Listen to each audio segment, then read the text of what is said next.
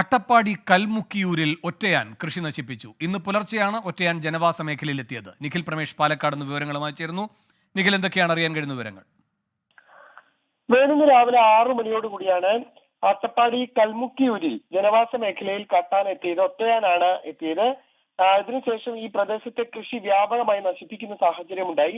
കഴിഞ്ഞ ദിവസം ഇന്നലെ രാത്രി കൂട്ടമായും കാട്ടാന പ്രദേശത്തെത്തി കൃഷി നശിപ്പിച്ചിരുന്നു.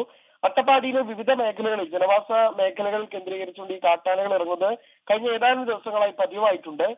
ഈ ഏതാനും ദിവസങ്ങൾക്കിടെ മാത്രം ഏക്കർ കണക്കിന് ഭാഗത്ത് കൃഷിയാണ് കാട്ടാനകൾ നശിപ്പിച്ചിട്ടുള്ളത്. ഇതോടുകൂടി പ്രദേശവാസികൾ വലിയ അമർഷത്തിലാണ്. കാരണം അവർ ഈ ഒരു വർഷം അത്രയും കഷ്ടപ്പെട്ടുണ്ടാക്കിയ കായ്ഫലങ്ങൾ ഇവ പൂർണ്ണമായി നശിപ്പിക്കുന്ന ഒരു സാഹചര്യം ഉണ്ടാവുകയാണ്. നമുക്ക് ദൃശ്യങ്ങളിൽ തന്നെ കാണാൻ കഴിയും എത്രത്തോളം കൃഷിനാശം ആ മേഖലയിൽ ഉണ്ടാക്കിയിട്ടുണ്ട് എന്നുള്ളത്.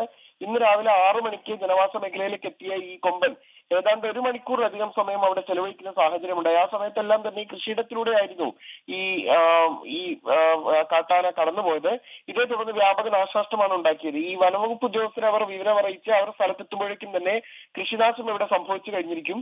ഈ പശ്ചാത്തലത്തിൽ ഈ വന്യമൃഗങ്ങൾ കാടിറങ്ങുന്നത് തടയാൻ കാര്യമായിട്ടുള്ള നടപടികൾ വേണമെന്നുള്ള ആവശ്യമാണ് ഈ ഊരുകളിലെ ആളുകളടക്കം ഉന്നയിക്കുന്നത്. നിഖിൽ പ്രമേഷാണ് പാലക്കാട് നിന്ന് വിവരങ്ങൾ നൽകിയത്.